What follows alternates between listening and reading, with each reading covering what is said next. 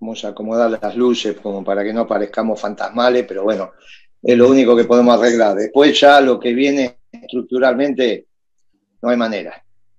Bueno, gracias a todos. Eh, no sé, vos me dirás, Alejandro, cómo querés la dinámica, si querés una introducción, si Ah, después, mira, bueno, no sé. mira, la idea un poco lo expliqué ahí al principio, sería que los 4 o 5 con que vamos a estar más o menos coordinando, te transmitamos las inquietudes que vaya haciendo la gente a través del chat y tratar de llevar el diálogo lo más tranquilo posible y que vos nos transmita tu visión, digamos, lo que vimos nosotros, yo Ok, como comentaba, en el reportaje tuyo que leí en Argentina Today, que es muy largo pero muy interesante, ahí vos planteás una visión que se escucha poco sobre la economía que nos espera. Y por ahí sería un buen disparador empezar a lo que pensás vos que va a ocurrir con nuestra economía, ya que las cuestiones de salud me parece que están ampliamente cubiertas por todos los medios. Donde estamos teniendo problemas en este aspecto, ¿no? Así que, muy bien. Me gustaría entonces plantear eh, de alguna manera en qué contexto estamos eh, y cuál es el entorno que le depara a la economía argentina lo que yo entiendo que es visión, al menos humilde visión de la economía mundial. Creo que ahí es importante como hito de lo que yo entiendo que está construyendo este nuevo orden internacional, los discursos de George Bush, hijo. Hay algunos de ellos, pero hay 2 o 3 iniciales, allá en el año 2003-2004, donde plantea que Estados Unidos no puede depender para el suministro energético de potencias extranjeras. Dicho así, exactamente así. No puede depender Estados Unidos de su suministro energético de potencias extranjeras. Una revolución que cambia el modo de producción, sino una revolución endógena al modo de producción. La primera es la que ustedes han estudiado hasta el cansancio, que es la inglesa. La segunda es la de los procesos, principio de la revolución, perdón, la revolución industrial que ustedes han estudiado hasta el cansancio, generado en el pueblo inglés. La segunda es la revolución de los procesos, ya generada en otro pueblo, que es el pueblo norteamericano. Esto que nos estamos comiendo 100 y pico de años de historia son hechos extraordinarios, extraordinarios, porque en general nosotros los estudiantes de ciencias sociales no terminamos de entender la envergadura de que un pueblo sea capaz de transformar el agua caliente en movimiento mecánico. Yo veo ahí una compañera tomando mate, o algún otro por ahí, como yo está tomando café. Es todo lo que nosotros podemos hacer con el agua caliente. Es todo lo que podemos hacer. Todo Bañarnos. lo que podemos hacer. Sí, pero ya no lo hacemos nosotros, el agua caliente. Dice Beatriz, dice bañando, sí, pero ya me lo hace otro el agua caliente. Yo digo, nosotros con nuestro conocimiento, lo máximo que podemos hacer con el agua caliente es un buen mate.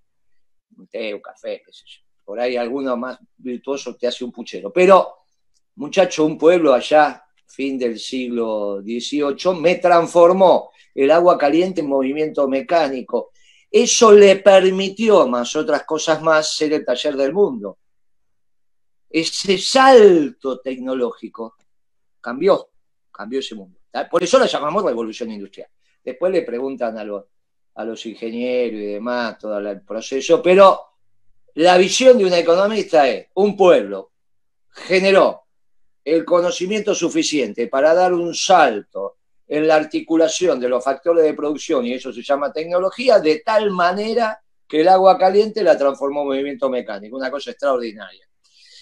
Otro pueblo, los norteamericanos, 100 y pico de años después, empezó con eso de medir los procesos de producción, tiempo moderno con Chaplin, y también generó una transformación muy importante al interior del modo de producción capitalista, porque mientras los norteamericanos, con esa historia de Ford, Maslow, Taylor, hacían un auto con 16 horas hombre, los europeos lo hacían con 95 horas hombre. Entonces, fíjense la diferencia para terminar un auto entre 16 horas y 95. Es un cuarto, quinto del valor. Claro, cuando los europeos se dieron cuenta de esto, ya los norteamericanos habían invadido el mundo con autos.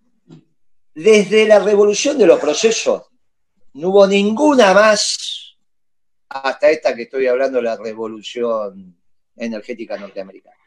En el medio me vienen los todólogos hablándome de la revolución científico-tecnológica, la informática, todo eso.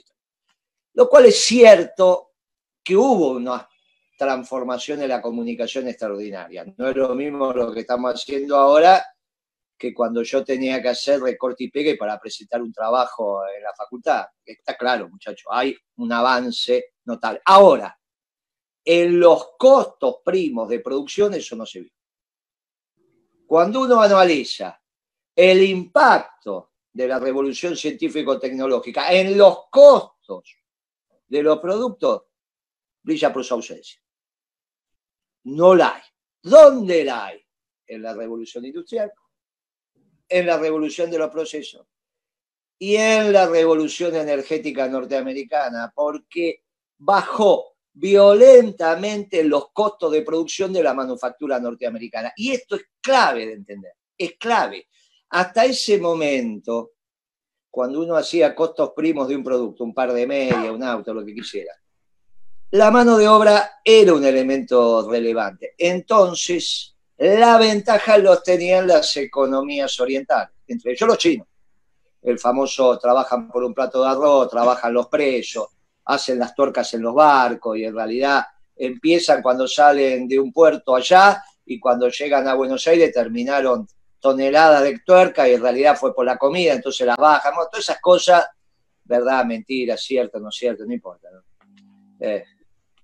La cuestión es que los chinos, con la baja de los costos primos vinculados a la mano de obra, habían expandido sus manufacturas en distintas oleadas. Primero los productos chinos que no servían para nada y después sí, ya productos chinos que empiezan a competir.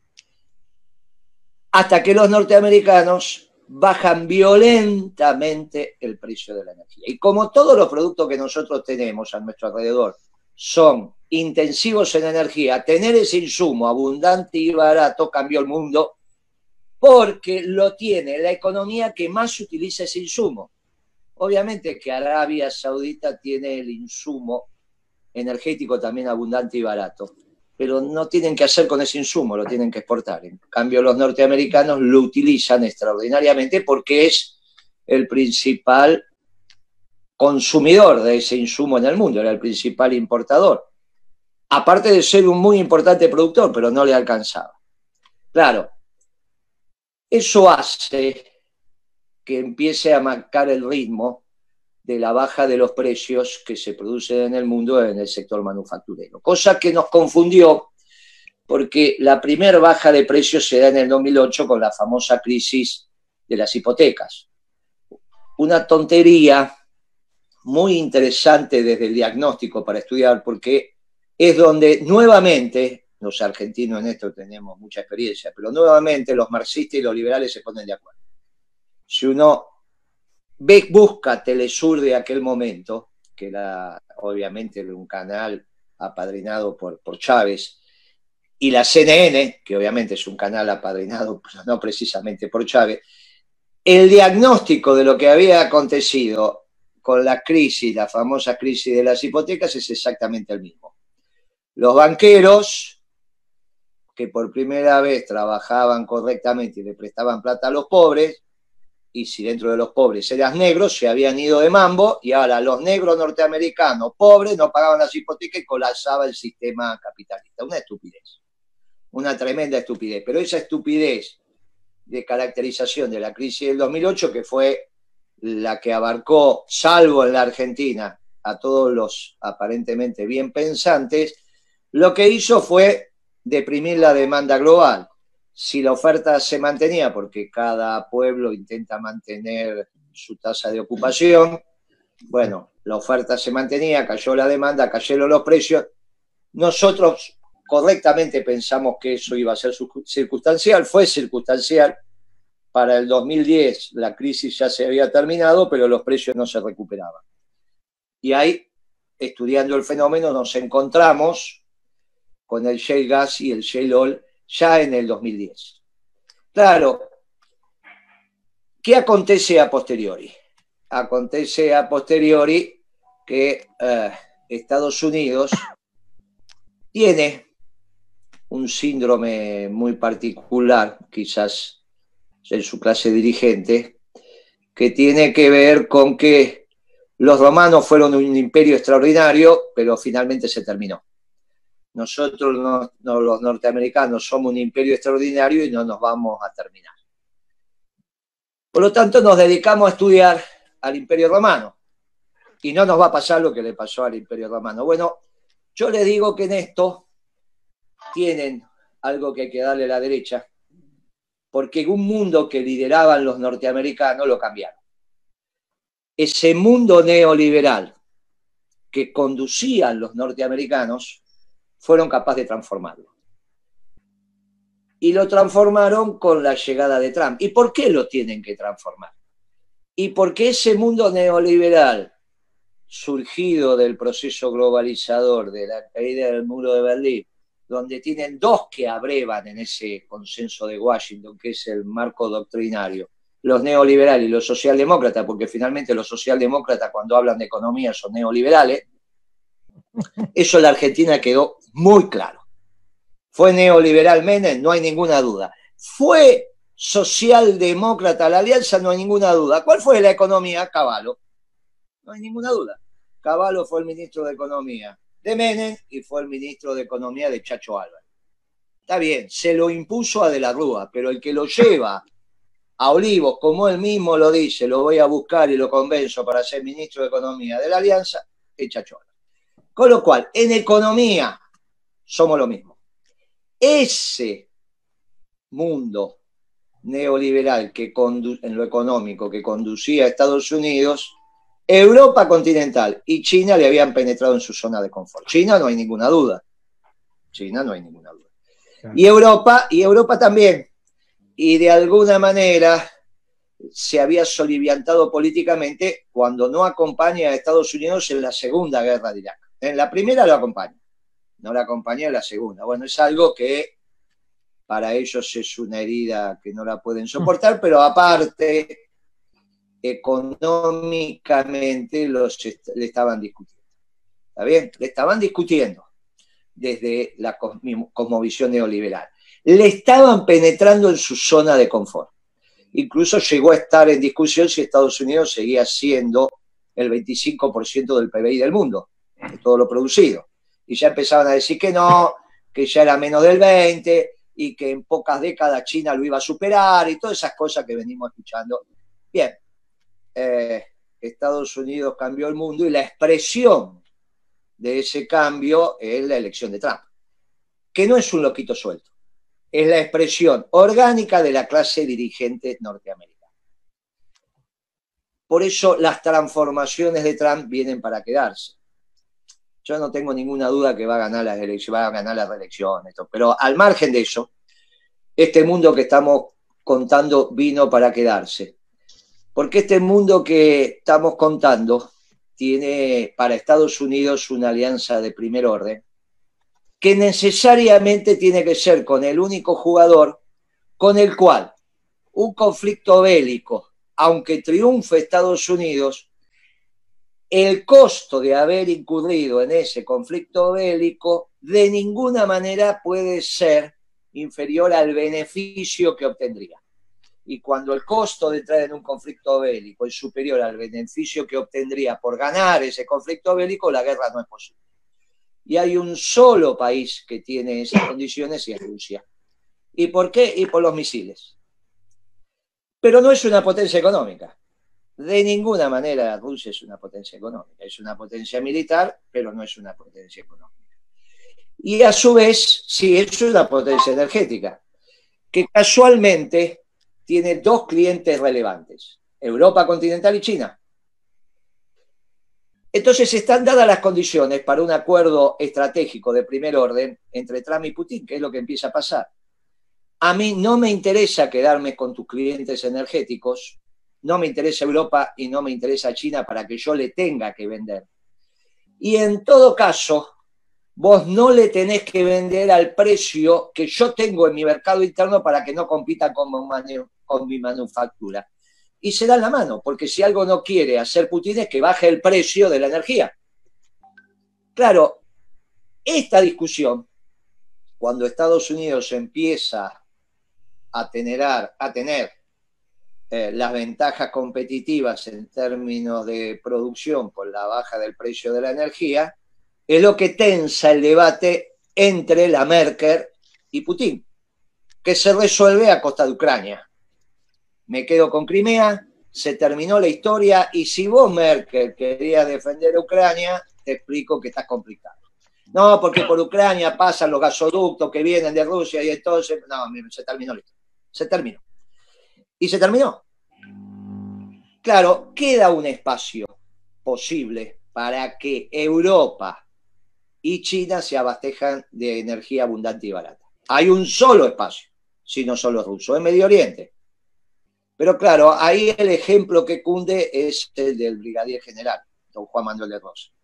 Cuando uno entiende el combate de obligado, cuando el brigadier general le da orden de entrar en combate a Mansilla, piensa que va a ganar el combate como combate. No era posible. Ya me venía una flota que había impuesto la revolución industrial, o sea, la máquina a vapor, en algunos de esos barcos. Imagínense lo que es esto, una cosa tremenda de adelanto tecnológico.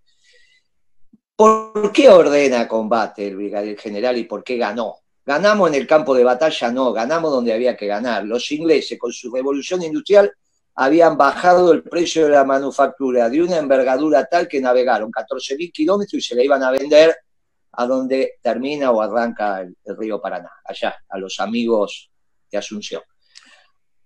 Ahora, si para vender yo tengo que entrar en combate, ¿cuál es el costo de la mercadería? Lo que los ingleses habían bajado con la revolución industrial, en términos de costo, el brigadier general se la subió en términos de entrar en combate.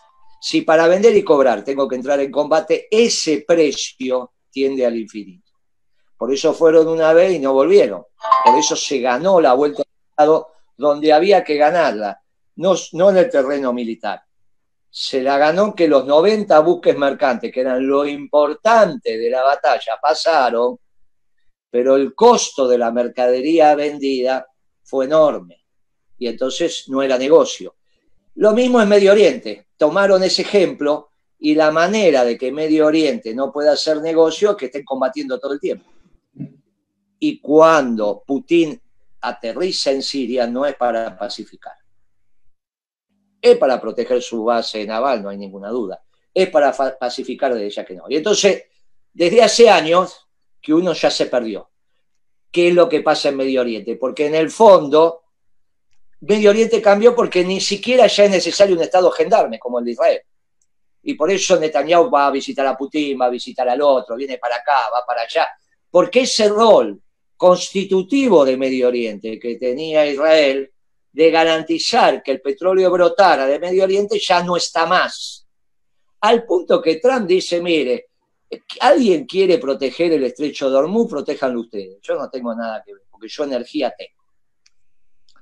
Bueno, no va a salir petróleo de Medio Oriente, salvo lo que pueda salir, lo cual no hay ni siquiera abastecimiento a largo plazo. Conclusión de esto, aparecen dos grandes ganadores en el nuevo orden internacional, que son Putin y que son Trump, por un acuerdo estratégico sobre el precio de la energía, y hay dos grandes espacios perdedores que son los chinos y los europeos. Claro, cuando uno describe el mundo así, pensar que el futuro es Macron es de una estupidez mayúscula, pero de una estupidez que es pocas veces vista. O pensar que es Portugal, o pensar que es España, bueno, o pensar que es China. Claro, empezamos a tener un desorden enorme, porque la historia lo que nos dice que cada vez que los norteamericanos se ponen de acuerdo, ya sea con los rusos o con los soviéticos, hacen algo parecido a Yalta. Y es lo que se empieza a armar. Y nosotros, los humildes pueblos que no tenemos voz, lo que tenemos que hacer es tratar de que ese Yalta haya una tercera voz. Cuando descubrimos quién puede ser la tercera voz es el Papa. Y por eso nosotros fortalecemos al Papa. Y hay otros que debilitan al Papa. Bueno, empiezan las piezas a acomodarse en su lugar.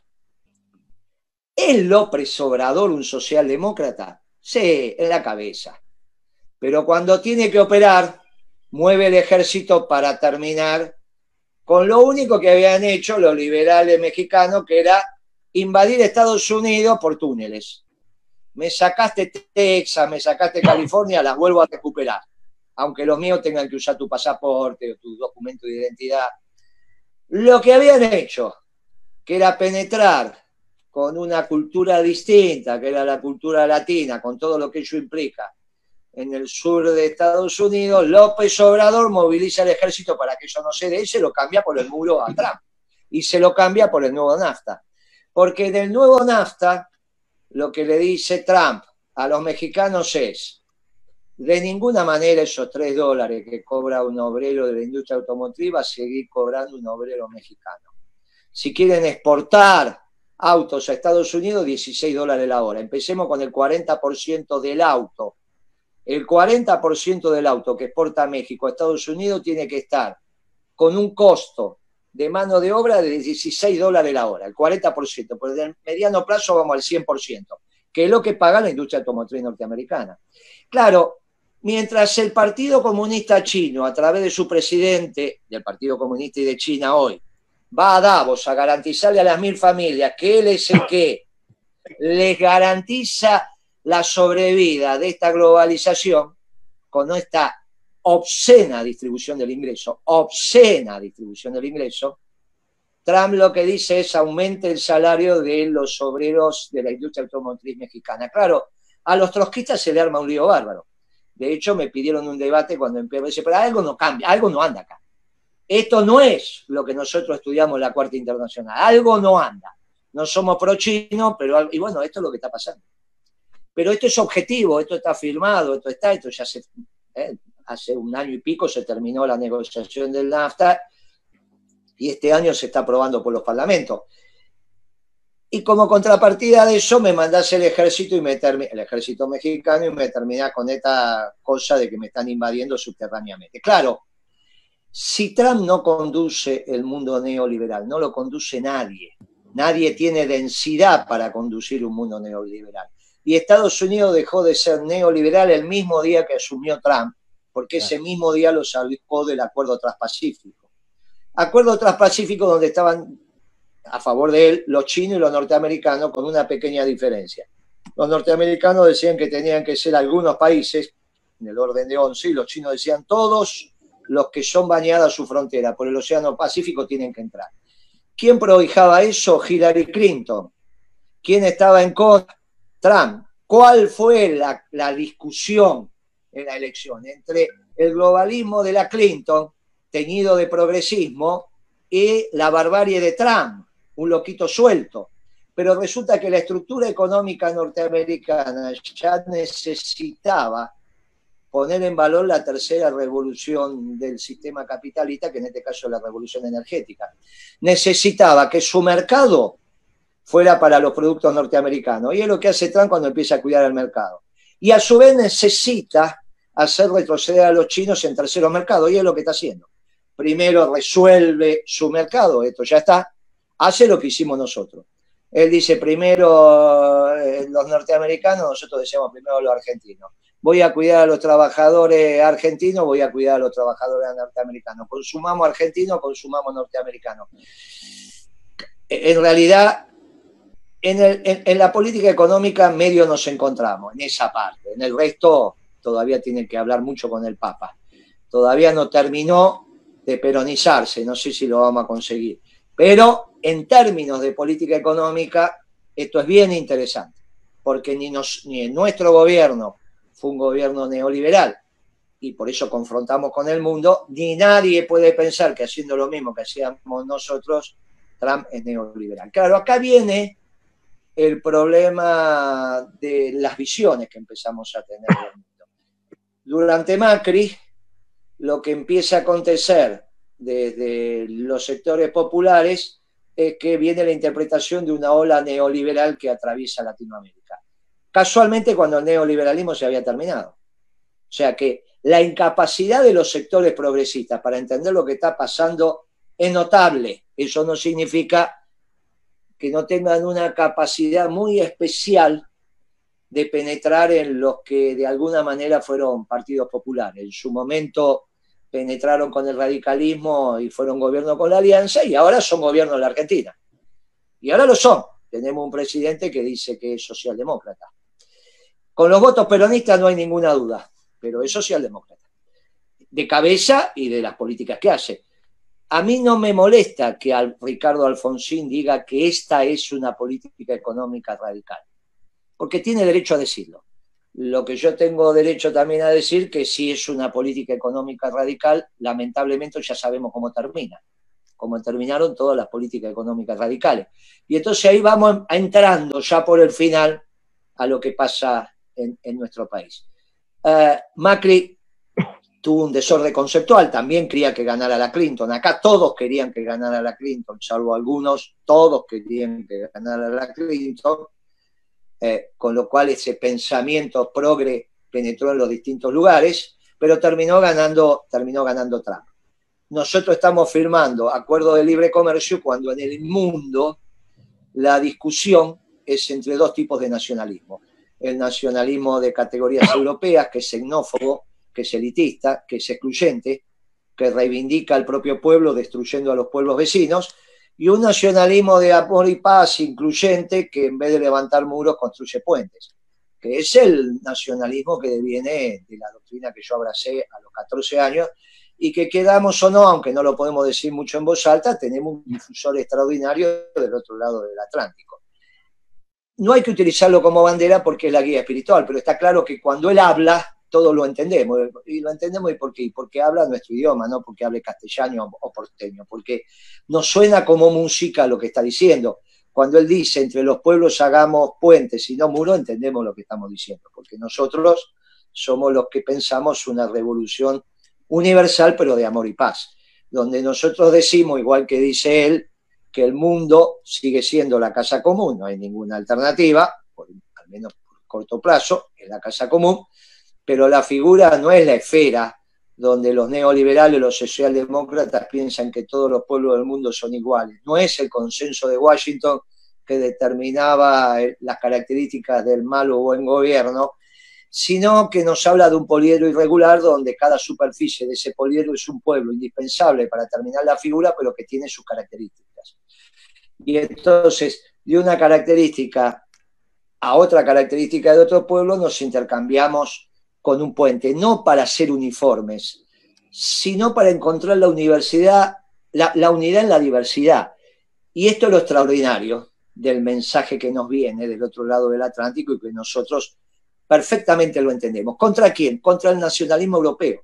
Los europeos en sus categorías en los últimos 200 años políticas se han equivocado, con el liberalismo, el neoliberalismo, el marxismo y también con la socialdemocracia y naturalmente con el nacionalismo.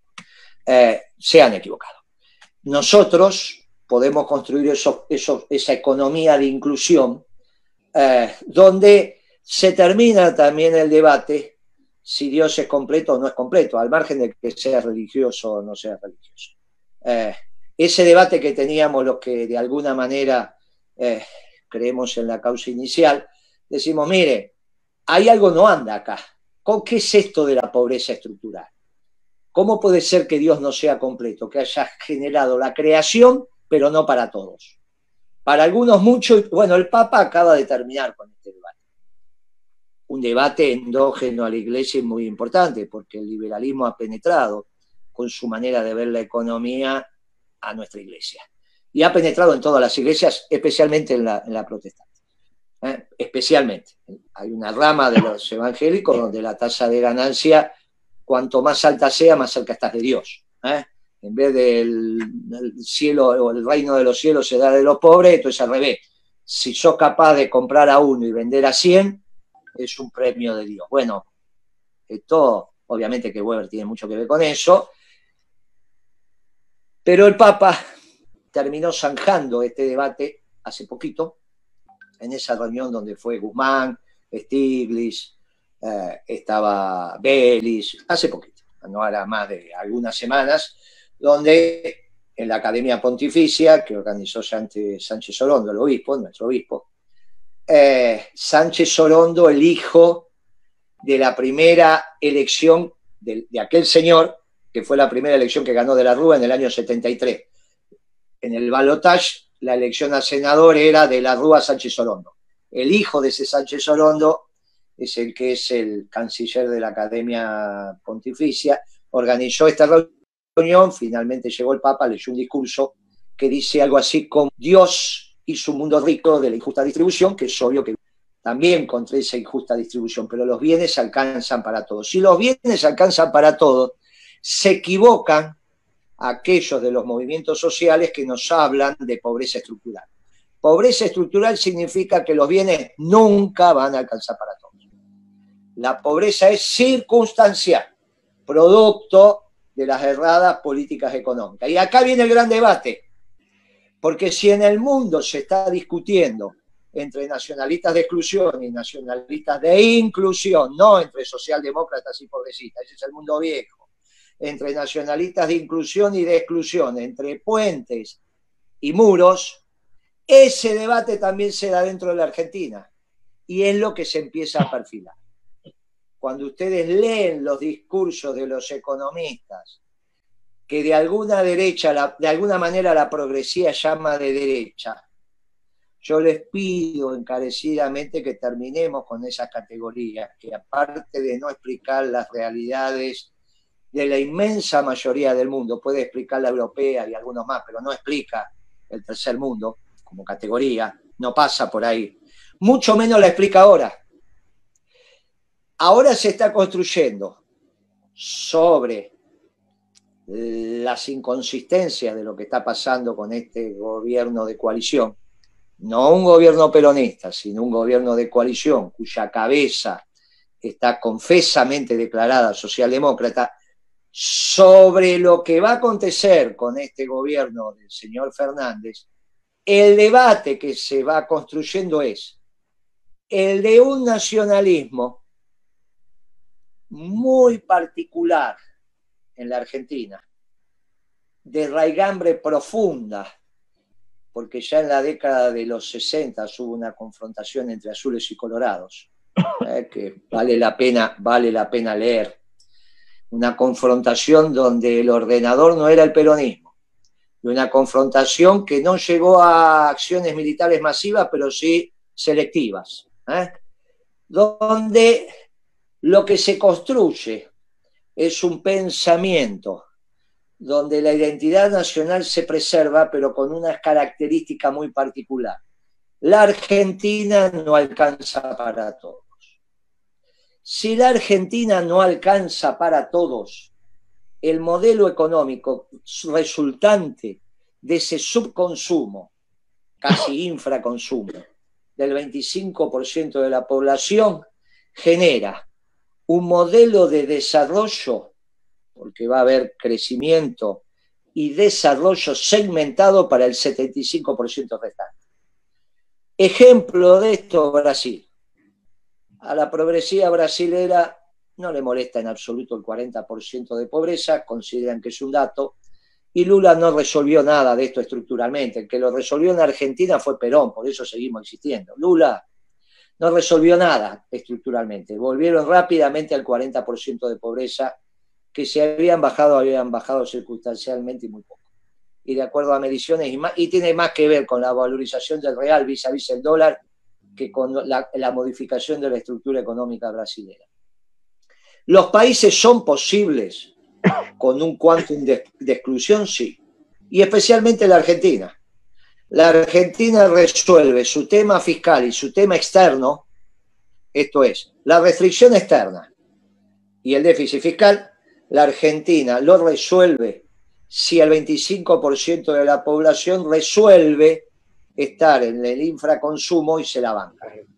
Y si no se la banca, en todo caso ya tenemos a los militares, gracias a Dios, repartiendo comida, pero como que el principio de autoridad es muy importante.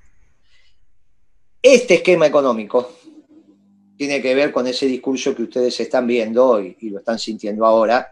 Somos un pueblo de trabajo, no de planes, somos esto, no somos aquello, bla, bla, bla. Y ese famoso mapa que sacó La Nación alguna vez sobre una nota de opinión, que era parecida a la bandera de Boca, era celeste, amarillo, agua azul, amarillo, azul. Lo amarillo era el medio, que iba de Capital, Córdoba, Mendoza, un poco Santa Fe, y esa era la Argentina amarilla y todo lo demás era la Argentina planera, que era la Argentina azul. Claro, ahí nosotros tenemos un problema, porque la bandera del trabajo también es del nacionalismo de inclusión. Nosotros somos los que decimos, mire, en el largo plazo la comunidad organizada es la organización en términos, o es su expresión en términos económicos, la organización entre los empresarios y los trabajadores a través de sus dirigentes en el movimiento obrero organizado. ¿Y los movimientos sociales dónde están? Y no están, porque la tasa de desocupación que acepta el nacionalismo de inclusión es del 2% y cero de pobreza. Si hay 2% de desocupación, que era friccional, cuando estoy buscando trabajo justo me llega el encuestador, pero estoy buscando trabajo. Desocupación friccional 2%, cero de pobreza. Miren, casualmente hubo una expresión de ese plan económico. Durante la década ganada no llegamos a 0% de pobreza, pero cuando se hagan las cuentas correctamente. Y llegamos a una desocupación a la baja importante, sobre todo allá para 2012-2013. Después vino la devaluación de Kicillof y empezamos a bailar otra música. Pero digamos, cuando termina la década ganada y algo, digamos que la presencia del peronismo en la política económica era muy importante. Y esto se ve no solo en la política, sino en los funcionarios. En el 2013 se produce una modificación y el peronismo abandona la política económica. Y ahí empiezan a aparecer otras cosas. Y nunca más volvió. Obviamente no estuvo con Macri, no estuvo con Kicillof y no está ahora. Y no está ahora. Por eso Alfonsín dice lo que dice. Nosotros, la política económica del peronismo va a confrontar desde el nacionalismo con esa visión de exclusión. Si uno dice, bueno, ¿cuál sería ese modelo económico? No lo piensen en Martínez de Oz, no lo piensen en Macri, piénsenlo como Krieger Bacena, que fue el ministro de Economía extremadamente lúcido de Onganía, que fue el único que le hizo decir a Perón de sencillar hasta que aclare. De un lado tenía una pata sindical muy importante, que es Bandor, el secretario general de la UOM, y del otro lado aparece algo muy importante para el movimiento obrero organizado, por eso de esto no hay que hacer opiniones livianas, que son las obras sociales. ¿Está bien? Si uno construye, piensen, por ejemplo, en la entrevista que Massa le dio a Perfil el domingo, porque ahora ya estamos en el día a día. Entonces, Massa se saca una foto presidencial, con una bandera a la derecha, con un traje azul, con un fotógrafo de él. Si uno mira esa foto, después todo lo que dice Massa no tiene importancia, pero la foto es muy importante. ¿Qué podría expresar Massa? Y Massa va a expresar eso. ¿Massa lo puede expresar hoy? Sí, lo puede expresar hoy. Depende cómo evolucione Alberto. ¿Lo puede expresar Alberto? Y sí. Hay un esquema en Latinoamérica, y sí, Alan García. Hay 3 Alan García. Uno lo dejamos afuera, que es el que se suicidó, pero lo relevante para nosotros, cientistas sociales, entre comillas, es el Alan García de la primera etapa, cuando acá gobernaba Alfonsín, que nos hizo pintar a nosotros en esa época, muchachos de Juventud Peronista, ay, patria querida, queremos un presidente como Alan García. Hay patria querida, queremos un presidente como Alan García. Eso pintábamos en la pared cuando gobernaba Alfonsín. Y el segundo, Alan García, que es el que inicia la etapa neoliberal en Perú, que hasta ahora está siguiendo. Distintos personajes, pero el fondo de esto, hasta este presidente, entre comillas, nacionalista, terminó teniendo una economía neoliberal. Bueno, ¿podría Alberto seguir el ejemplo de Alan García? Sí. ¿Podría Alberto ser Correa e ir por el mundo diciendo la vida me engañó y llenándose, viviendo de las conferencias que da, explicando una socialdemocracia que es muy buena, pero que lamentablemente los chicos malos no lo dejan? Sí, podría ser. Esa es una decisión de Alberto, nadie lo sabe. Podría ser uno o podría ser otro. Uno que vaya por el mundo hablando y el otro que adopte una expresión económica vinculada a los Krieger-Bacena. ¿Se está discutiendo esto ahora? Sí. Lo que está claro es que Alberto no puede seguir como sigue. Cuando el profesor que convoca a este encuentro nos dice, bueno, contanos cómo sigue esto, sigue desde la disrupción. Se van a producir hechos disruptivos porque así como está no se puede seguir. No hay ninguna posibilidad de administrar la Argentina con 15 puntos de déficit fiscal, casi el déficit primario, que ustedes ya saben lo que es, tiene que ver con los ingresos y egresos operativos, está en el 9%, si a eso le sumamos los pagos de los intereses de la deuda, paguemos o no paguemos, porque se devengan igual, en algún momento van a estar. O sea que para hacer las cuentas económicas tenés que generar la plata, aunque no sea ahora, dentro de 3 años, así que no tiene importancia. Están igual, lo pagues o no lo pagues. La diferencia entre hacer análisis económico o análisis financiero. En el análisis económico los intereses están. No, pero lo voy a pagar dentro de 3 años. Bueno, hoy tenés que generar las condiciones para pagarlo dentro de 3 años. Le ponemos el déficit de las provincias, le ponemos el cuasi fiscal y superamos el cuasi fiscal, es el que hace el Banco Central, con la tasa de interés que paga contra la tasa de interés que cobra. Bueno, estamos arriba de 15 puntos del PBI. Imposible administrar la Argentina. Alfonsín llegó a 12 y se tuvo que ir. Imposible. Tenemos un déficit del sector externo y no hay ninguna duda, si no, no tendríamos todos estos tipos de cambios que tenemos, que arranca con el blue y termina con el dólar soja y no sé, en el medio no sé cuántos dólares hay. Bueno, esto no es imposible. Es imposible porque no se puede hacer un proyecto de inversión. Vendo los dólares que tengo, ¿a qué valor? Y lo que cobro, ¿cómo recupero los dólares? Muchachos, es ridículo. No hay ningún proyecto de inversión posible para hacer, con lo cual esto va a cambiar sí o sí. En estas son las operaciones que ustedes ven. Y es lo que se está hablando. Y es lo que la Argentina está encontrando un sendero. ¿Está encontrando el sendero que nos gusta a todos nosotros? Puede que sí, puede que no. Por eso es tan importante que entendamos que no solamente ahora somos nosotros lectores de la realidad, si bien somos estudiantes, somos lectores de la realidad, sino que somos sujetos activos. Como dirían algunos, son los actores determinantes, porque estamos construyendo en este momento lo que va a pasar en la próxima década en la Argentina. Cuando digo en este momento es ahora. Por eso es tan importante leer los diarios, porque la historia se está hoy interactuando a través de los diarios, no a través de los libros. No es el problema de lo que dice la CLO, que se llama estas tonterías, muchachos. Son los diarios hoy lo que me están diciendo lo que está aconteciendo. Son los diarios. ¿Por qué no es la CLO? Y porque ahí no hay doctrina, en todo caso alguna interpretación. ¿Por qué es importante leer a Perón? Y porque hay doctrina, es a donde voy. ¿Por qué es importante los diarios? Porque me dicen cómo estoy en el día a día. ¿Por qué les digo el reportaje de Massa en el diario Perfil? ¿Y por qué es sustantivo? ¿Por qué hay que leerlo a Berbisky? Y hay que leerlo a Berbisky porque el domingo terminó en la frase final diciendo, empezó en la operación de destitución, de cambio, como ustedes quieran.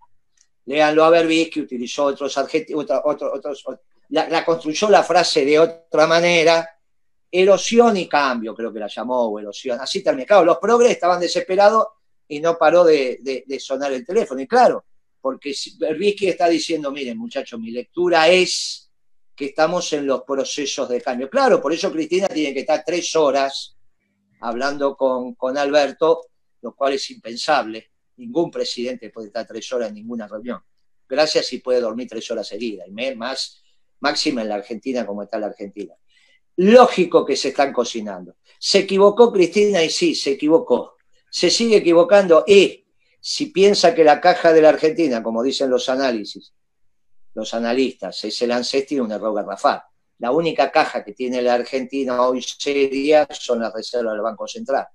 Y esa la está administrando un economista radical encima banquero. Bueno, tienen un lío bárbaro. Todo esto es lo que va a cambiar.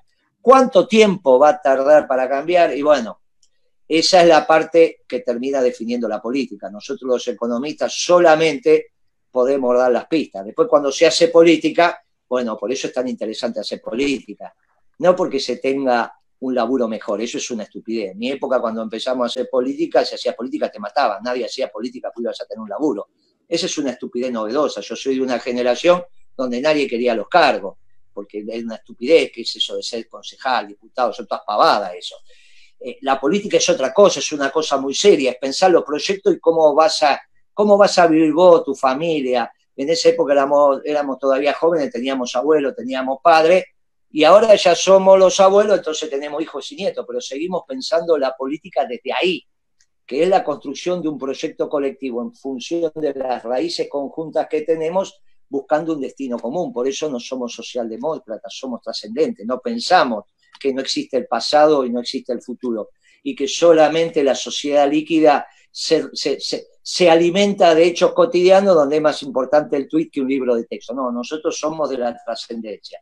Por eso también somos una doctrina humanista y cristiana, judeo-cristiana, incorporamos a los musulmanes y ahora encima también estamos incorporando a estos negros que nos vienen de la costa oeste de África, y yo que vivo en Constitución le digo que es extraordinario, es extraordinario. Este pueblo de inclusión se sigue construyendo todos los días y es extraordinario, es extraordinario. Todos estos que ustedes ven a 11, y yo lo veo en Constitución dentro de 20 años, después que han comido nuestra carne, nuestra leche, tanto, ¿saben los pibes? Yo ya los veo acá, ya veo los pibes de 4, 5, 6 años que se han casado, los negros con las rubias nuestras, y salen unos pibes extraordinarios, o sea que de acá a 15 años ganamos todas las copas del mundo. Los equipos brasileños le vamos a dar un baile que ni les cuento, porque estamos mezclando las sangres nuevamente extraordinariamente bien.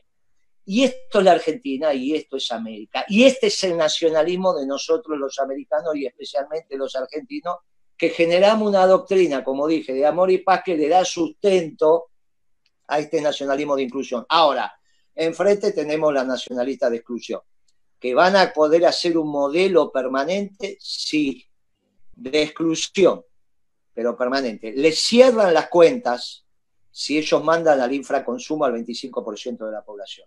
Resuelven la situación externa y resuelven la situación fiscal.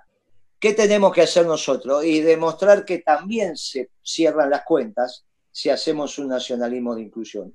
Para eso vamos a seguir haciendo lo que hacemos, que es política con mayúscula.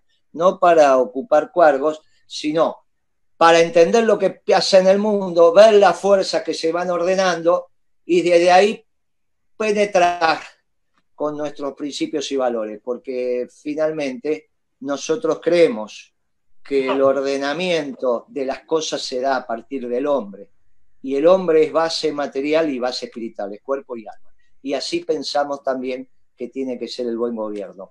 Y un buen gobierno que tiene alma tiene que tener doctrina. Y por lo tanto no hay ninguna otra posibilidad de un buen gobierno que no sea peronista, porque es el único que tiene doctrina. Gracias, muchachos. Así se... Bien, muy bien, muy bien. La verdad Toda tu palabra, Álvarez. Muy, muy claro. Ahora, la idea ahora es hacer un poquito de intercambio con los coordinadores y después, sobre el final, yo tengo acá una tracalada de preguntas, tanto de YouTube como de los que me van pasando por el chat, y te las vamos a transmitir. Así que ahora, no sé quién es creo que Gabriel va a tomar un poco la palabra. A ver, Gaby, te escuchamos. Bueno, hola compañeros, gracias Guillermo por tu claridad de siempre. No solamente los miércoles en el CEN, sino también acá. Tu generosidad, la verdad que es peronista. Quiero, antes que nada, resaltar la participación de los compañeros, ¿no es cierto?, en la cátedra de pensamiento abierto, del pensamiento argentino, y sobre todo rescatar a Beatriz Paglieri, que se cayó recién, así que calculo que debe estar tratando de entrar por ahí, a Jorge Sacanini, a algunos compañeros que permanentemente están en el trabajo de la doctrina, generando contenidos y demás. Por otra parte, me quedé pensando en toda la cosmovisión que nos generó Guillermo, y en esa cosmovisión tan particular, resaltar el concepto de una doctrina social basada en la doctrina social de la Iglesia, entender que las revoluciones industriales vinieron acompañadas después de una fuerte contraofensiva y opinión por parte de la Iglesia. En 1890 fue la encíclica Rerum Novarum, en los albores de la Revolución Industrial. En el crack del 29, al año siguiente, apareció la 40º ano, ratificando al hombre en su condición de trabajador y en su condición de sujeto de derecho. Y no me dejó de preocupar todo el entorno particular que estamos viviendo, ¿no es cierto? Hay una situación desde el punto de vista macro que a mí me preocupa, que está dado por el tema de la liquidación de exportaciones de granos, algo que me parece que va llegando el momento que le pongamos el cascabel al gato, a eso y al tema de los bancos, porque nosotros no podemos pretender que los empresarios pymes, por ejemplo, entiendan que es barata una tasa del 24%, y que sin poder generar ingresos sigan adquiriendo deuda, lo que va a hacer colapsar la oferta, algo que también siempre vos, Guillermo, manifestás, que hay que asegurar la oferta, hay que trabajar sobre el concepto de la oferta. Por otra parte, también quiero resaltar este concepto novedoso de una tercera revolución industrial a través del concepto energético. Y acá tengo una pregunta para Guillermo, que después en algún momento de la charla, si se puede, se podrá contestar o no, es en qué rol juega Venezuela en este tema de la revolución energética con, digamos, con sus reservas de combustible orgánico, y cómo se puede llegar a desentramar todo esto, porque Venezuela es el primer abastecedor de combustible de Estados Unidos. Estados Unidos retornó a un esquema proteccionista, mientras nosotros durante 4 años quisimos ir a contramano y destruyendo todo, absolutamente todo. Entonces este concepto de concentración de la riqueza por un lado, generación de pobres, y este concepto que tenemos los economistas, que tenemos que hacernos carne como científicos sociales, de que tenemos que mirar siempre el vaso medio vacío y no el vaso medio lleno, porque mientras haya un pobre, nosotros tenemos que luchar contra ese concepto de la pobreza, no podemos permitir el tema de la pobreza estructural, porque hablar de la pobreza estructural es decir, la pobreza existe y no podemos hacer nada. Y sin embargo creo que nosotros tenemos un pensamiento utópico al que tenemos que nosotros brindarnos y avanzar sobre ese pensamiento para una lucha total contra la pobreza, porque se puede, y la doctrina nuestra lo ha demostrado. Entonces, en base a esto, yo te quería dar las gracias, Guillermo, como parte de la coordinación de la cátedra, y cedo la palabra al resto de los compañeros, y te dejo esta inquietud para que en algún momento la puedas contestar. Bueno, si lo querés hacer ahora, Guille, te escuchamos. Sí, con todo gusto. Yo en realidad hice una pregunta al compañero, pero hay un concepto que él planteó, que es el tema de la exportación de cereales y el tema del sistema financiero, que a mí me gustaría abordar, amén de lo de Venezuela. Sobre el sistema financiero, se nos desordena la estructura de pensamiento. Mire, la mercadería del sistema financiero es, que no es mercadería, ya sabemos que es dinero, pero para llamarlo de alguna manera, para que se vea, la hace la Casa de la Moneda, que es estatal. Esto es como si el trigo lo plantaran empresas estatales. El que procesa ese trigo, en este caso la moneda, genera la regla de juego, dice cómo se vende, cómo se compra, le pone precio, bla, bla, bla, bla, es un órgano estatal, el Banco Central. Y no conforme con eso, sino el almacén de la esquina, o sea, el minorista, que vende lo producido de ese trigo, harina, pan, lo que fuere, la mayoría de esos almacenes son estatales, que es el Banco Nación, Banco Provincia, Banco Ciudad, o sea que más de la mitad de los depósitos está en manos del Estado, más el órgano que los regula es el Banco Central, estatal, y el que hace la mercadería también. Si hay voluntad política, no hay Brito que valga, no hay Escasani que valga, porque cuando uno habla de la banca extranjera, muchacho, eso se dedica a llevarle las cuentas a las empresas nacionales de Argentina, pero cuyo controlante es extranjero, llámese la Ford, General Motors, como se llama. Pero no es que el Citi es un gran tomador de depósitos, el único que podría andar por ahí es el Banco Santander, que es el río, pero tampoco podemos hablar del Imperio Español ahora, también sería una cosa, no, muy traída de los pelos, esa chica Botín, que no es que viene acá y define las reglas del juego, muchachos, la verdad que no. Pero se lo digo por experiencia. Yo, que se acaba de ir, Cristofani, muchacho desde la Secretaría de Comercio, venía y se sentaba y hablábamos lo que teníamos que hablar.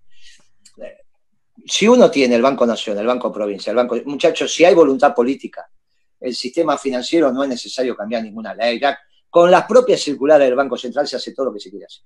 Incluso se puede poner un encaje del 99.99 y de alguna manera se nacionalizaron los depósitos si es lo que vos querés hacer. O sea que no es que el sistema financiero, cuando uno habla de los banqueros, está hablando del presidente del Banco Nación, presidente del Banco Provincia, que hoy el presidente uno lo puso Kicillof y el otro lo pone Alberto Fernández. Entonces, yo le paré la corrida a Brito en el año 2011, no soy amigo de él es Vudú, Massa, qué sé yo no soy amigo de él, pero la verdad que darle al pito más de lo que el pito vale es absolutamente ridículo. Que obviamente tratan de poner el presidente del Banco Central y todo eso. Sí, ya, esas son el juego de la política, pero depende del presidente. Si el presidente se deja someter a los... Bueno, es porque es él, y es un banquero, o piensa como un banquero, pero no le echemos la culpa a los banqueros. El presidente tiene la posibilidad de decidir.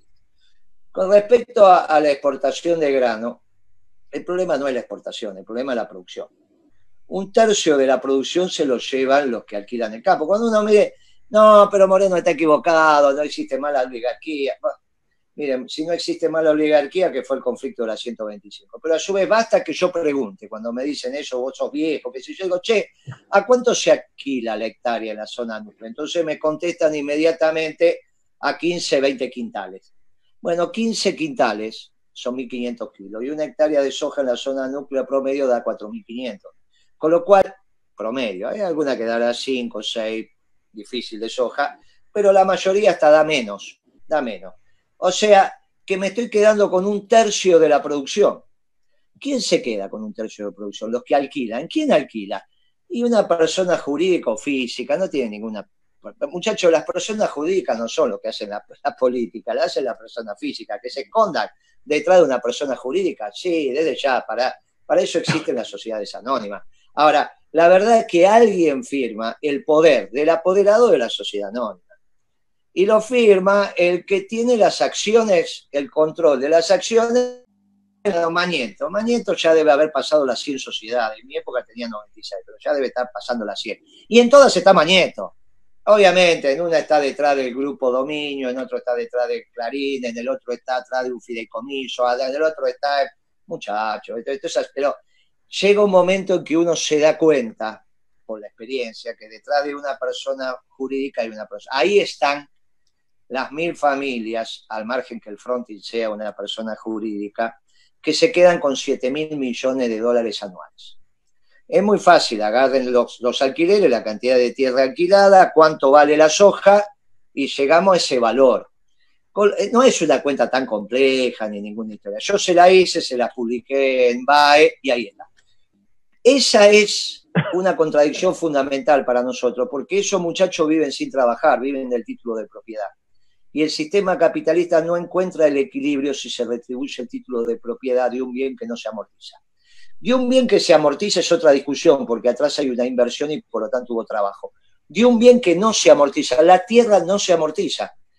Si ustedes compran $1.000.000 en autos, a los 10 días ya le vale 20% menos, salvo que sean autos de colección, porque ni bien sale el auto perdió 20% de valor.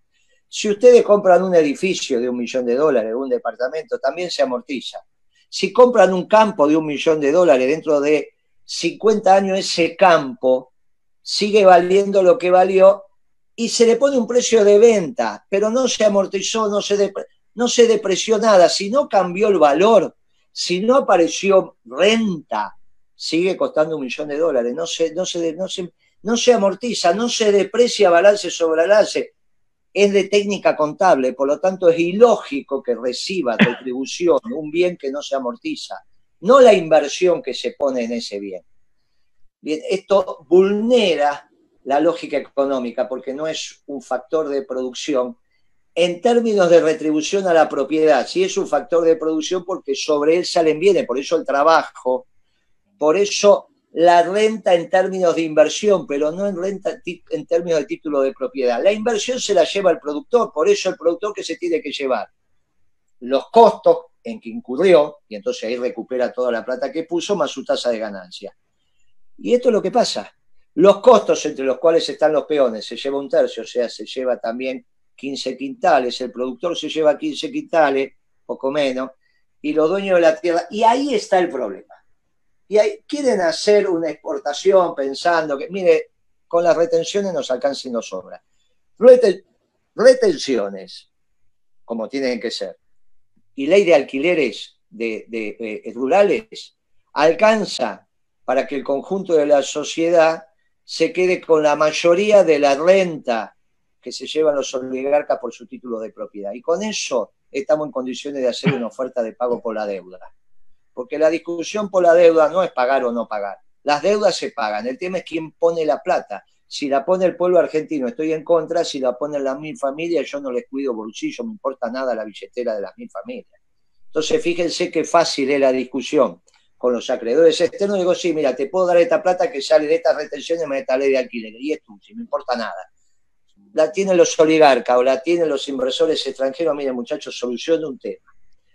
Con respecto a Venezuela, bueno, primero, ya Venezuela, la caída de la producción del petróleo es enorme, y ya, digamos, ellos tenían una red de estaciones, Cisco, en Estados Unidos. Bueno, ya eso ya no la tienen más, eso se lo dieron a Guaidó, ya no hay una necesidad de abastecimiento de Estados Unidos del combustible venezolano. Es un combustible pesado, bueno, tiene una serie de vericuetos, y en realidad el tema Venezuela me parece que hay que leerlo sobre que haya una alianza de primer orden entre Rusia y Estados Unidos, no significa que todo el día nos estén tratando de mordisquear un poco. Yo creo que ahí hay un tema endógeno muy pesado que tiene que ver con la característica de la macroeconomía venezolana. Creo que a la larga se va a ordenar, para nosotros es un país indispensable, es el viejo eje de inserción en Hispanoamérica, que es Caracas, Bogotá, Lima, Buenos Aires. Ese es el eje natural, es la visión sanmartiniana, bolivariana también, pero sanmartiniana, y es donde nosotros tenemos que insertarnos en la región. Te tenés que generar esquemas de alianza con los que son economías complementarias, no competitivas. La brasilera es una economía competitiva nuestra, por eso después de 30 años de Mercosur, bueno, esto no va ni para atrás ni para adelante. Pero yo le atribuyo más hechos endógenos a los venezolanos que hechos exógenos. De hecho, una de las propuestas de Maduro era arreglar con Trump, y es una operación que empezó después que Trump arregló con el coreano, con Corea del Norte. Surgió la opción de un encuentro Maduro-Trump, que bueno, al final no se llegó a dar, pero me parece que pasa más por ese lado que por las riquezas naturales que pueda tener Venezuela y demás. Con el precio del petróleo hoy a $30, Venezuela es rentable, pero no hay un problema de abastecimiento de petróleo. Y con esto termino al menos esta pregunta. El petróleo tuvo la característica de que hace un mes atrás, unas semanas, vos comprabas el petróleo, te lo llevabas y te daban, en vez de pagarte, te pagaban, o sea, te daban la mercadería y plata arriba. Una cosa absurda, te daban el barril de petróleo y $35, extraordinario, o sea, una manera extraordinaria de comprar. Te llevas y encima te dan plata. Pero eso duró 2 días. El petróleo va a estar en el precio que necesite Putin. Y no hay Arabia Saudita que diga que no. Porque si no, Yemen del Sur se va a transformar en el ejército que va a tener la infantería más audaz de toda la historia de la humanidad. Y en una semana va a estar en Riad. ¿Está bien? Entonces, lo que hizo Arabia Saudita es hacer una tregua con Yemen del Sur. Y si Arabia Saudita quiere levantar la nariz más de lo que lo tiene que levantar y deprime el precio del petróleo, y bueno, ya en algún momento pasó lo que tenía que pasar en las destilerías. Muchachos, el mundo sigue siendo tal cual nosotros lo pensamos y lo vivimos, no es que se produce una transformación, mucho menos por este coronavirus y este virus. Esto lo único que hizo fue catalizar el proceso. Por eso ni me detuve, y hiciste muy bien, Alejandro, no me detuve en este tema del coronavirus. No, ese tema me parece que está súper abordado. Te voy a transmitir, si te parece bien, ahí tenemos muchísima gente en YouTube y me están transmitiendo las preguntas que hacen en el chat. Te voy a transmitir algunas que me parecen interesantes. Acá nos dice, acá a ver, Juan Pablo Dolgaray, ¿cómo se hace para poner en valor los salarios, ingresos y haberes con semejante destrozo de la economía? Sí, no, está claro que primero tenés que tener los equilibrios macroeconómicos. Con un déficit fiscal como el que tenemos ahora, arriba de 15 puntos del PBI, y un déficit del sector externo, es imposible. O sea, si vos, esto de pensar que vas a emitir y no va a pasar nada, muchachos, ¿se imaginan que si para el peronismo la pobreza sería un problema de falta de plata, lo hubiésemos resuelto? Lo hubiésemos resuelto.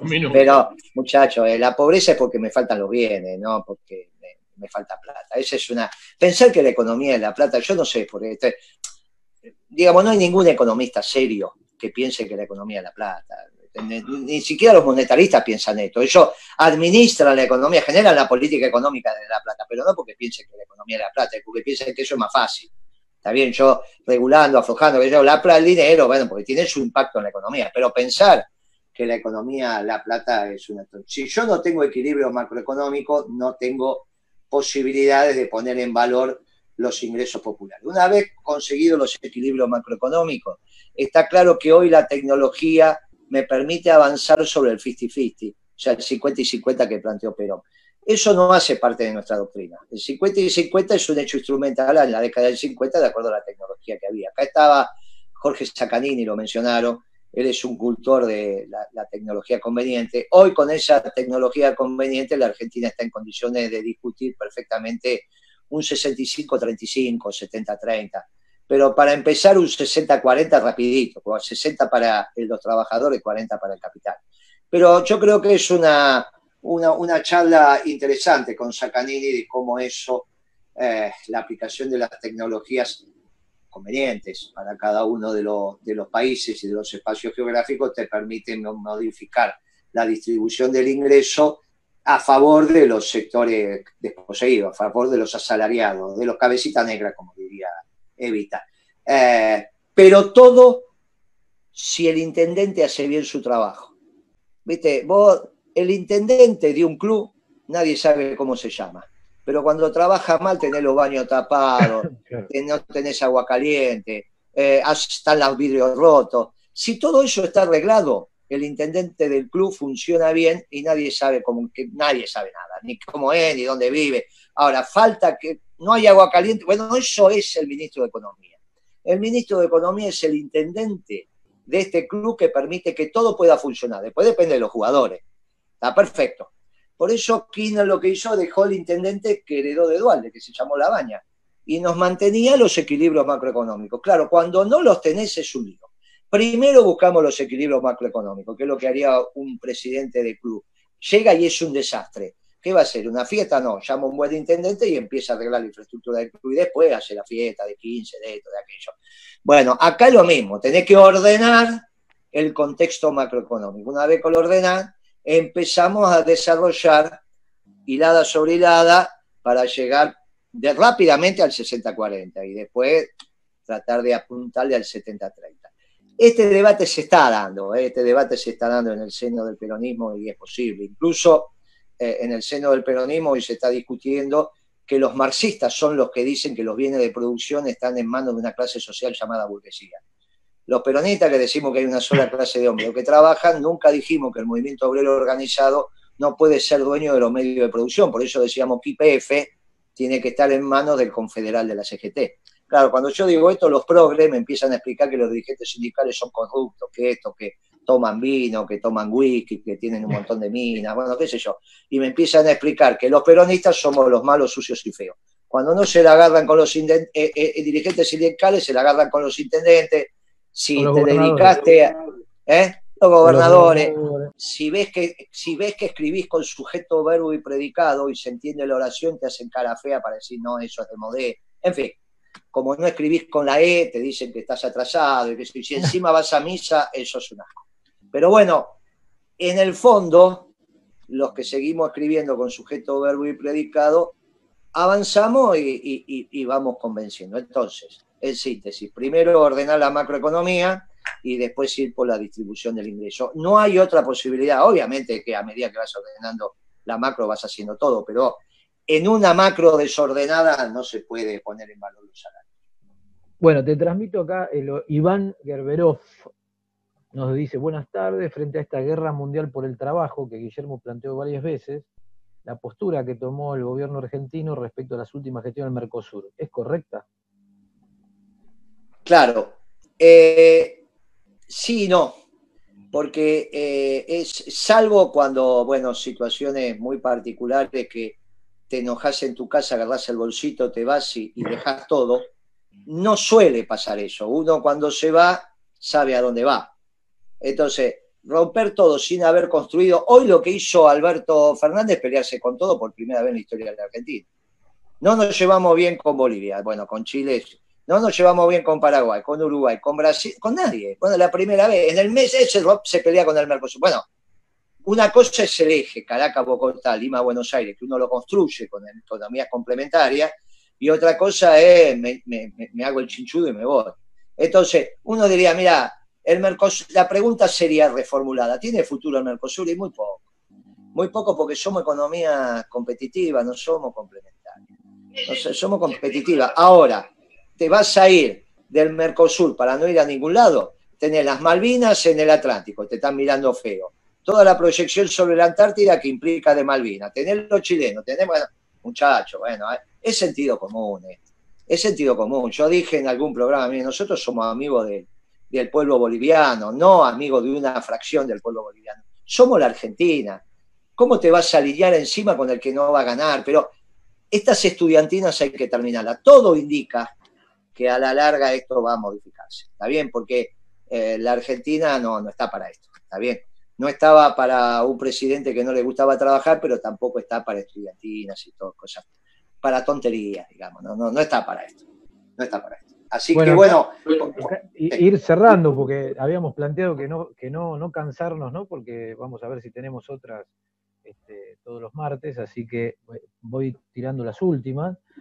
Acá me dice Pedro Borio, el parate de la economía sirvió de excusa para la reducción de los salarios en un acuerdo entre el Estado, sindicatos y patronal. ¿Cómo deberían pararse hoy los trabajadores ante esta situación?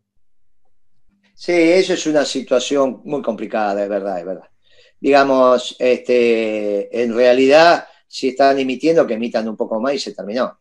Si la discusión es esa, claro. La masa salarial total, esto se resuelve. Sobre eso, está claro, tampoco los empresarios pueden, ¿no? Porque si no facturan, no facturan. Pero bueno, si era cuestión, yo no hubiese tomado la decisión de dejar el 10% de la población total trabajando. Sobre una PEA, que es lo que trabajan y tienen voluntad de trabajar, de 21 millones, la PEA es desocupado y ocupados. Los ocupados terminaban siendo 18 millones en febrero del 20 y 3 millones de desocupados había medido, el 15% más o menos teníamos desocupación. Ahora ya estamos arriba del 20.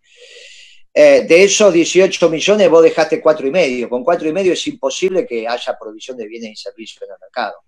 Entonces, bueno, naturalmente la caída de la facturación hizo que las empresas no tuvieran ingreso y se hace complicado cumplir. Bueno, ya que vas a pagar, emitir un poco más. Lo que tenés que hacer es poner más rápido que temprano 9 millones de personas trabajando. La mitad de cuarentena y la mitad trabajando. La mitad de cuarentena tienen enfermedades riesgosas, más de 60, 65, las mujeres embarazadas, los empleados públicos, en fin, juntás 9 millones. Entonces dejás parte en cuarentena y parte trabajando. Ahora pensar que vos podés, es la primera vez, no, esto va a pasar a la historia, entonces, es un hecho que se va a escribir, pero se va a empezar a escribir el año que viene. El año que viene, porque algún día va a aparecer otro virus, o mismo, que yo. Imagínense que cada tantos años se pare la economía. Esta es la primera vez que pasa. Esta es la primera vez que pasa, es una cosa, es un hallazgo. Es un hallazgo, y bueno, yo personalmente creo que no va a volver a pasar, sobre todo cuando salgan los informes precisos de lo que pasó en esta cuarentena, de los cuales la Argentina, como siempre nos pasa, somos un alumno muy especial. Siempre pensamos que estamos de punta Y bueno, cuando venía la ola privatizadora, ahí fuimos nosotros, nos llevamos hasta la empresa petrolera. Vamos, muchachos, también cuando se vendió YPF, los jubilados viajaban y se iban de vacaciones a Río de Janeiro. Y a los 5 o 6 años de eso nos tirábamos de los pelos. Bueno, vamos a ver el año que viene cuando se haga el balance de lo que pasó con esta cuarentena y nos demos cuenta que solo trabajaban 4,5 millones de personas para alimentar a 45, a ver si eso era razonable o no era razonable. Naturalmente que la baja de salario no se pueden discutir otras cosas, me parece que Moyano lo está haciendo, pero bueno, no es una discusión con la patronal en este caso. El que cerró la economía no fue la patronal, el que cerró la economía fue Alberto Fernández. Bien, ahí tenemos en la sala un economista conocido, amigo, que probablemente hagamos alguna otra reunión también con él, pero ahí yo le quería dar la palabra y presentarle un poco a Juan Valerdi para que te haga una pequeña intervención que me estaba pidiendo. Dale, Juan. Sí, yo te sugiero sí, antes de escucharlo, ahí sí, de los que yo estoy viendo, que vi, sí, está Beatriz Paglieri, que ya le dieron las gracias, pero que es una experta en comercio exterior, tenías a Canini, tenés a Walter, tenés varios de los que yo vi por ahí, que estás en condiciones de hacerte un ciclo, digamos, donde simplemente yo tiré la primera bien, piedra, pero ellos están en condiciones de profundizar las cosas que hemos dicho. Perfecto, muy bien. Ahí vamos a estar en contacto entonces con ellos para hacer las próximas reuniones junto con ellos. Y acá Juan, entonces, ya cerrando, porque estamos todos cansados también. Bueno, no, una pregunta muy corta. Guillermo dejó claro al principio que la crisis del 2008, todos sabemos que no fue porque dejaron de pagar lo de las hipotecas subprime, y la del 2020 no es por la pandemia, ni mucho menos. Hay un montón de fuerza que se está moviendo, pero quería saber cuál es la causa que él vio en la del 2008. Creo que en la del 2020 él dejó un poco claro toda esta puja que hay en la cual está interviniendo Trump y la guerra que con China y demás, pero quería ver cómo era el origen que él sí ve de la del 2008 y cómo eso se desencadenó en lo que ahora vemos en el 2020, ¿no? Mira, en ese momento los economistas del peronismo, Beatriz, yo, los que teníamos cierta injerencia en las opiniones presidenciales. Cristina fue muy clara en los ámbitos internacionales y la asoció a la del 2001, que tiene que ver cuando el departamento especulativo rentístico se impone sobre la producción de trabajo. Cuando vos generás más medios de pago que los bienes y servicios que puede producir la economía, en algún momento o generás esos bienes y servicios, tenés que destruir valor. Como lo que destruís es valor contable, porque vos generaste medios de pago que aparentemente eran valor, pero no lo eran, y bueno, fue lo que pasó. Lo que bubliste finalmente en este clasicismo de la economía es que se te había desordenado la ecuación cuantitativa del dinero, había generado, si bien la ecuación cuantitativa es M por B igual a P por Q, en realidad ese M ampliado había generado valor en el lugar donde no tenías que generar. En papeles que finalmente cuando los querías ir a realizar los bienes no estaban, y bueno, cuando se terminó la cadena de la felicidad se fue todo para atrás. Pero no es porque los negros no pagaron las cuotas, esto está claro que esto es una primera vez que los banqueros trabajan de banqueros, resulta que le echan la culpa incluso a los marxistas de que le prestaron plata a los pobres. Yo digo esto con mucho dolor. Cristina lo dijo en los organismos internacionales el día que asume Kicillof o por ahí, no, el día que se lanza el Procrear. Hace un discurso Kicillof y toma la teoría marxista de que en realidad estuvo el riesgo moral. Y contra eso antepone el Procrear. En el museo ahí debajo de la Casa Rosa, yo lo miré y decía, qué increíble cómo cambió mi gobierno. Ese día me di cuenta que habíamos cambiado, pero horriblemente.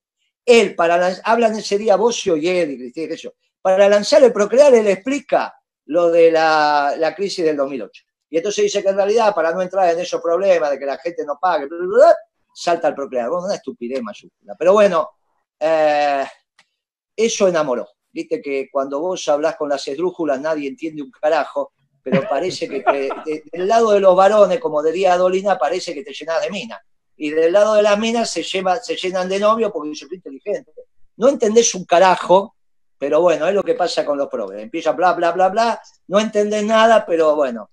Por eso yo digo, muchachos, sigan hablando en grave y aguda. Lo que pasó ahí es muy sencillito. Se produjo una valorización en el departamento que no corresponde, especulativo rentístico. Bueno, eso terminó mal como tenía que terminar. Como terminó mal en la Argentina en el 2001, no hay duda. Porque finalmente hay una sola clase de hombres los que trabajan y con su trabajo generan los bienes y servicios que necesitamos para nuestra sobrevida. Bueno, ahí, Heriberto, querías hacer una pregunta, que es uno de los muchachos con los que estamos organizando esto. Bueno, muchas gracias, Guillermo, encantado, y gracias a los compañeros. La pregunta es, ayer el presidente, después de, como siempre, expresar su admiración al Papa, diciendo que es un líder moral, vuelve a plantear que enviaría el proyecto de aborto estos días en pandemia seguramente al Congreso de la Nación.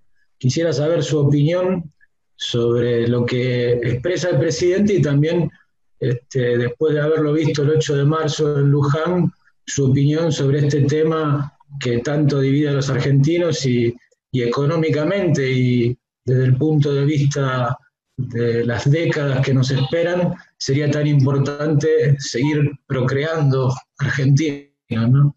No, pero escúchame, no paremos de procrear, que ya la vida te pone en ese problema, ya va llegando un momento. El otro día me preguntaron, ¿cómo pasa la cuarentena, Moreno? Digo, bueno, acabo de hacer la cama. Entonces me dice, ya tengo el título, Moreno en cuarentena hace la cama. No, le digo, pará un poquito, primero poné que la deshice.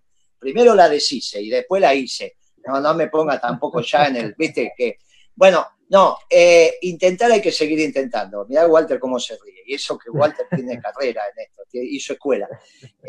Mirá, primero, no hay que tomar ninguna decisión que lastime al Papa, porque vos sabés cómo es las internas ahí adentro también juegan. Vos tenés que dominar tu territorio, si no, eso, ¿desde dónde hablas? Ningún polaco debilitó al Papa Wojtyła, digamos, a Juan Pablo II, ningún alemán debilitó a Benedicto, es ridículo. Entonces, yo no los entiendo. Yo sí entiendo la amistad entre Berbisky y Durán Barba. La verdad que se juntaban para hablar mal del Papa y criticarlo, dijeron ambos, pero no hay que hacer nada que lastime al Papa. Ya va a haber tiempo, si es un debate en la sociedad argentina, ya tendremos tiempo de hacerlo. Si es de verdad un debate, yo creo que no es un debate, pero si suponiendo que fuera un debate, ya habrá tiempo. Lo que está claro es que políticamente ahora es una burrada, porque estás debilitando al único que se podría sentar en ese Yalta por los pueblos que no tienen voz. Entonces, desde el punto, ni siquiera entrando a los principios de valores, mirá, es uno de los nuestros, no hagamos nada para debilitarlo. Después está claro que más que eso me preocupó muchísimo, más que eso. Fíjate lo que te voy a decir, me preocupó una de las respuestas de Alberto Fernández con Fontevecchia, cuando dice que los pueblos discuten sobre la eternidad. Porque yo la primera vez que escuché tremenda sandez fue con Durán Barba, que lo escribió, más que lo escuché lo leí, también en Perfil. No, yo desde los 14 años que hago política, nunca participé de una reunión donde se discuta la eternidad para reemplazar a Dios, nunca. Durán Barba se atrevió a escribir que en el siglo XX se terminó con las religiones politeístas, en el XXI con las monoteístas. Estaba diciendo con precisión, vamos a prescindir de esto. Bueno, y no dijo de acá 500 años, dijo en 30 años el hombre ya va a estar en condiciones de ser inmortal, porque la articulación entre tu cabeza y la inteligencia artificial y los avances científico-tecnológicos y un montón de... Y Alberto me parece que hace parte de esa discusión también, que es la discusión socialdemócrata. Por eso... Y en esto quiero ser claro, hay un economista que está dando vuelta por ahí, porque en todos lados se cuece nada, que es Jeffrey Sachs, que es el mismo Jeffrey Sachs que alguna vez estuvo en Bolivia. Hizo un reportaje en La Nación, por eso digo, es tan importante leer los diarios. Hizo un reportaje en La Nación donde dijo que el mundo está superpoblado. Pero ese se sacó una foto también con su santidad, con Guzmán, con Stiglitz, está bien, estaban los muchachos de Escola. Bueno, te digo acá a la vuelta porque justo desde acá a la vuelta de mi casa, acá Los Calvos y Salta está la escuela, bueno, y el otro que tiene la escuela San Martín de Tours allá en Libertador. Son los dos de Escola y son Palmieri, no tengo ninguna, estaban ellos sentados al lado del Papa, del otro lado los otros tres. Cuando vos decís que el mundo está superpoblado, la respuesta es obvia, porque si está superpoblado y vamos a ser inmortales, no alcanza para 7.500. Entonces hay que elegir quiénes quedan y quiénes se van. Bueno, yo la verdad que esos debates me parecen hasta ridículos, pero me parece que en esas noches de insomnio, cuando se juntan a tomar café o qué sé yo qué hacer, discuten estas tonterías. Y después gobiernan de la misma manera, ¿no? porque es capaz de decirlo en un discurso, no, en un reportaje que voy caminando por la calle y Gonzalito te encara y te dice, che, no, es de verdad, es un discurso armado donde va vos, está planificado, las preguntas te la dan antes. En fin, esa respuesta de Alberto diciendo el pueblo discute la eternidad me preocupó más incluso que esta, porque ya pones en tela de juicio no el por nacer, sino a Dios. Bueno, estamos en lío. Si bien el por nacer también pones en discusión a Dios, pero bueno, podés tener algún debate. En este caso fue directo, fue directo. Bueno, por eso estamos en momentos de transformaciones profundas, y sí estamos llegando a ese nivel donde los psicólogos, los economistas también decimos, bueno, llegás al fondo y rebotás, ¿no? Estamos transitando ese momento, por eso es tan importante toda nuestra participación y que tengamos claridad de concepción para la ejecución sea correcta. Obviamente que no, si fui a Luján, mi posición es obvia, ¿no? Yo participé de la misa de Luján, que creo que es lo que no te contesté, mi posición es obvia. Muchas gracias. Buscaba, Heriberto, saber bien tu posición, que para los que te conocemos algo... No, pero lo que acaba de decir el Papa me parece daña al Papa y en el escenario internacional también es imperdonable. Muchas gracias, Guillermo. No, gracias. No queríamos extenderla mucho más y tampoco queremos que te canse, Guille, y te agradecemos mucho estar acá y los esperamos el martes que viene, que la idea es continuarla, seguir con este mismo estilo y discutir con algún otro invitado, y ya probablemente hagamos alguna otra con Guillermo porque fue un éxito rotundo, nunca bajamos de 100 participantes. Así que, Guillermo, muchas gracias por acompañarnos y nos despedimos. No, gracias a ustedes. No están contados los que están por YouTube y Facebook y todas estas cosas. Mucho más, seguramente. Sí, después Miramonte te pasa ese informe. Pero bueno, al margen de todo lo que los dijimos, siempre que llovió paró, muchachos, y no hay ninguna posibilidad de que no avancemos hacia una sociedad justicialista, porque lo que nos piden es la gente buena. Miren, no es lógico que algunas familias, 100 y pico, tengan el mismo ingreso que la mitad de la población y se junten en DAO. Esto es un disparate, esto es... Bueno, no hay ninguna otra alternativa que construir un mundo justicialista. ¿Y dónde tenemos que empezar construyendo un mundo justicialista? Y en la Argentina. Por lo tanto, no hay ninguna posibilidad que en algún momento, obviamente, quizá lo veamos, quizá no, en la Argentina gobierne el peronismo, instale una economía peronista que contenga a todos sus hijos y seamos la tela votiva para todos los pueblos del mundo. Y en ese momento es que naturalmente diremos, ahora sí, el viejo y Evita tienen razón. Todos los pueblos del mundo son justicialistas, ustedes construyeron algo que era una doctrina universal. Gracias, muchachos, y a trabajar por una Argentina con justicia social. Nos vemos la próxima. Muchas gracias a todos.